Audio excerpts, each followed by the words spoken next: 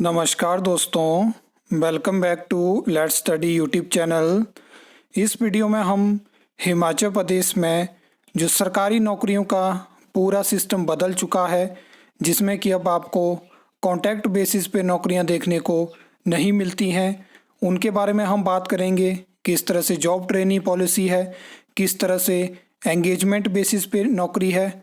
इस वीडियो में हम आउटसोर्स जॉब्स के बारे में बात नहीं करेंगे, क्योंकि लगातार हमने उनके बारे में बात करी है और आप जानते हैं कि वो बिना टेस्ट के भर्तियां होती हैं और उसमें किस तरह से रिक्रूटमेंट आपको देखने को मिलती है, उसकी जानकारी लगभग सभी को है। हम इन भर्तियों के बारे में बात करेंगे क्योंकि जॉब ट्रेनी भर्ती हो गया, चाहे एंगेजमेंट बेसिस पे भर्ती हो गया, ये जो है वो टेस्ट के माध्यम से होती हैं।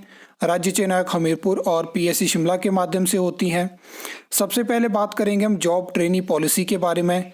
देखिए, हिमाचल प्रदेश में इस टाइम पे जो जॉब ट्रेनी की जॉब है, मतलब एक तरह की किसी भी पोस्ट के आगे जब जॉब ट्रेनी है तो उसमें क्या है कि या तो आपकी टेस्ट के माध्यम से रिक्रूटमेंट होगी, या तो आपको बैच वाइज रिक्रूटमेंट मिलेगी, और हो सकता है कि पैरा वर्कर से आपको बाद में जॉब ट्रेनी बनाया जाए। तो इस तरह से आप जॉब ट्रेनी बन सकते हो। 2 साल का आपका ट्रेनी पीरियड होगा और उसके बाद तीसरे साल में आपका एक एग्ज़ाम कंडक्ट करवाया जाएगा, जिसमें अभी तक क्लियर नहीं है कि वो डिपार्टमेंट खुद करवाएगा, कोई एजेंसी सरकार बनाएगी या किसी एजेंसी को ये काम देगी। उस टेस्ट को क्वालिफाई करने के लिए मैक्सिमम नंबर ऑफ़ कितने अटैम्प्ट दिए जाएंगे। अगर मान लो मैक्सिमम नंबर ऑफ़ अटैम्प्ट के बाद भी कोई एम्प्लॉय उसको क्वालिफाई नहीं कर पाया, तो क्या उसको रेगुलर पे स्केल नहीं मिलेगा, क्या उसको बाहर का रास्ता दिखाया जाएगा, या उसकी सैलरी उतनी ही रहेगी, उसको आगे फ्यूचर में कोई इंक्रीमेंट और रेगुलर पे स्केल देखने को नहीं मिलेगा। तो ये सारी मिस्ट्री हैं, इसलिए मैंने इस पॉलिसी को मिस्ट्री का नाम दिया है। अभी आपने देखा होगा 2 दिन पहले भी हमने इसके बारे में बात करी, आरटीआई के माध्यम से जानकारी लेने की कोशिश करी, लेकिन वहाँ से भी यही जानकारी मिली कि इस तरह की जो इन्फॉर्मेशन है यहाँ पे फ़िलहाल अवेलेबल नहीं है।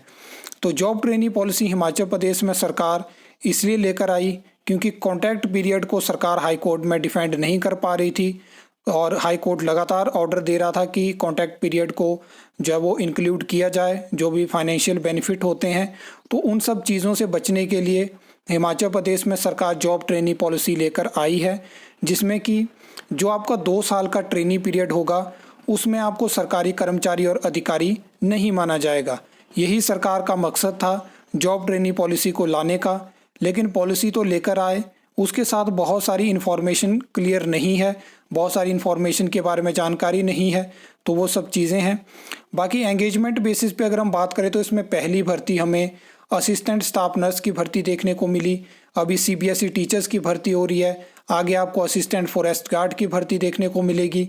इस भर्ती में क्या होता है कि ये भर्ती भी आपकी राज्य चयन हमीरपुर के माध्यम से होती है, और ये भर्ती कभी भी पीएससी शिमला के माध्यम से नहीं हो सकती है। ये चीज़ मैं आपको पहले क्लियर कर दूं, क्योंकि पीएससी शिमला इस तरह की भर्ती नहीं करेगा।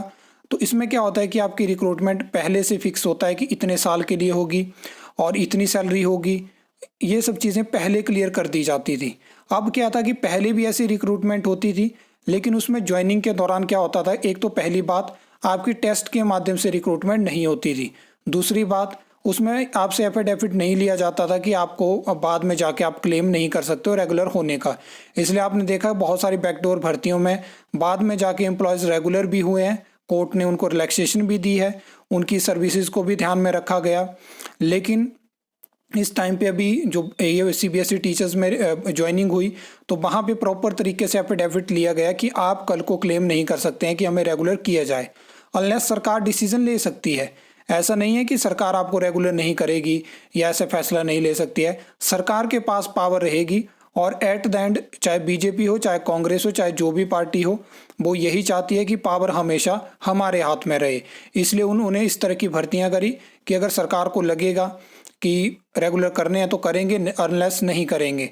और इसमें 5 साल के लिए सरकार ने इसलिए रिक्रूटमेंट करी क्योंकि एक विज़न के साथ सरकार चलती है।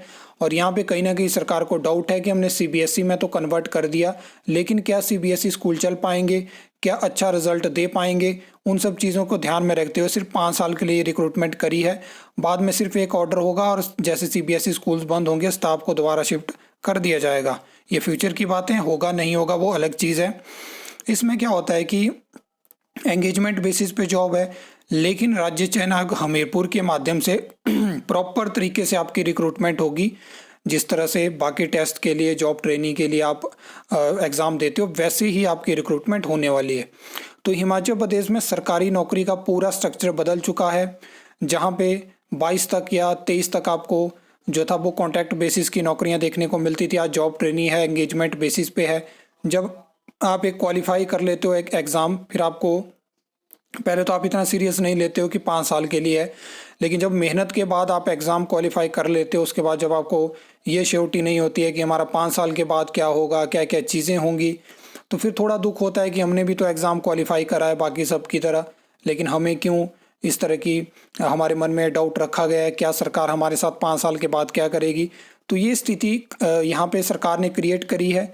और एक डेडिकेटेड वीडियो आपको देखने को मिलेगी, जिस तरह से हिमाचल प्रदेश सरकार ने जो इस टाइम पे सरकारी डिपार्टमेंट है, बोर्ड है, कॉरपोरेशन है, वहाँ पे एक तरफ रेगुलर एम्प्लॉयज़ हैं, एक तरफ कॉन्ट्रैक्ट एम्प्लॉयज़ हैं, एक तरफ जॉब ट्रेनी एम्प्लॉयज़ हैं, एक तरफ आउटसोर्स एम्प्लॉयज़ हैं, एक तरफ डेपुटेशन और री एम्प्लॉयमेंट वाले एम्प्लॉयज़ हैं, एक तरफ पे एंगेजमेंट बेसिस वाले एम्प्लॉय हैं।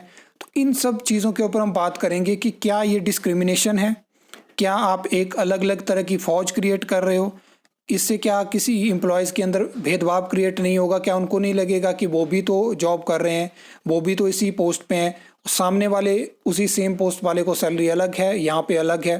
तो इस मुद्दे को भी हम उठाएंगे और इसके ऊपर डीपली बात करेंगे। तो बहुत जल्दी आपको इसके ऊपर भी एक वीडियो देखने को मिलेगी। आई होप आपको ये वीडियो अच्छी लगी होगी, इन्फॉर्मेटिव लगी होगी। तो वीडियो को लाइक, कमेंट, शेयर कर सकते हो, चैनल को सब्सक्राइब कर सकते हो फर्दर न्यू अपडेट्स के लिए।